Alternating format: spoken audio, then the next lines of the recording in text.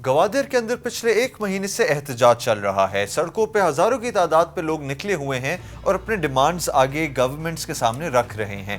لیکن اس احتجاج کو گائیڈ کون کر رہا ہے، کون اس احتجاج کو لیڈ کر رہا ہے، اور انڈیا کو ایک سنہرا موقع کیوں اور کیسے مل گیا ہے پاکستان کے خلاف اور چائنا کے خلاف اور پاک چائنا کی دوستی کے خلاف پروپیگنڈا کرنے کا؟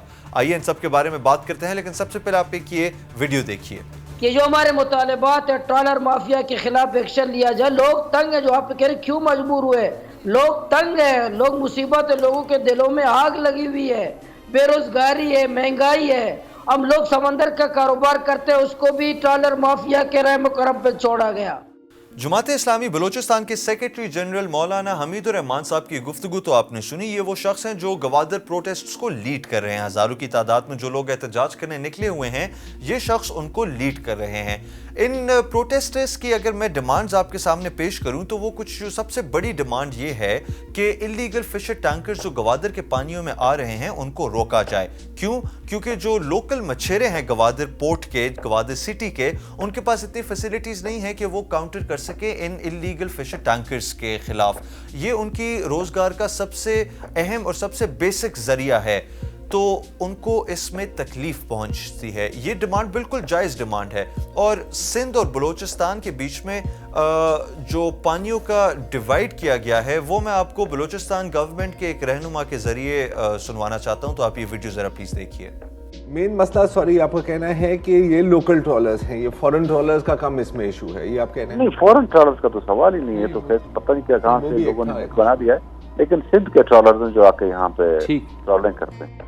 دوسرا جو سب سے بڑی ڈیمانڈ پیش کر رہے ہیں وہ یہ ہے کہ ایران بارڈر کے کھلنے کے بعد جو ٹریڈ پاکستان اور ایران کے بیچ میں شروع ہوئی ہے، اس سے جو مشکلات درپیش ہیں بلوچستان کے لوگوں کو، ان کو حل کیا جائے۔ یہ بھی ایک جائز بالکل ڈیمانڈ ہے، اور اس طرح کی ایک لسٹ بنائی ہوئی ہے ڈیمانڈز کی پروٹیسٹرز نے گورنمنٹ کے دینے کے لیے۔ لیکن کچھ ڈیمانڈز اس میں پوری ہو گئی ہیں، کچھ ڈیمانڈز پوری ہو رہی ہیں، اور کچھ فیڈرل کے انڈر آتی ہیں، پروونشل گورنمنٹ کے انڈر نہیں آتی۔ یہ سب تو معاملہ ہو گیا ان پروٹیسٹس کا، لیکن انڈیا کو ایک سنہرا موقع مل گیا ہے اس کو ایک غلط طریقے سے پورٹرے، پریزنٹ اور ایک فیک نیریٹو، فیک نیوز کا پروپیگنڈا پاکستان کے خلاف پھیلانے کے لیے۔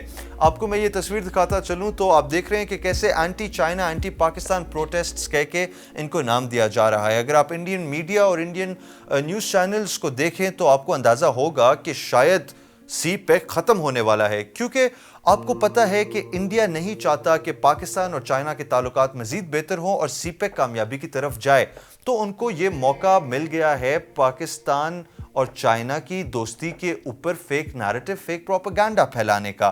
یہ انڈیا پہلی دفعہ نہیں کر رہا، یہ انڈیا کا پرانا پیشہ ہے۔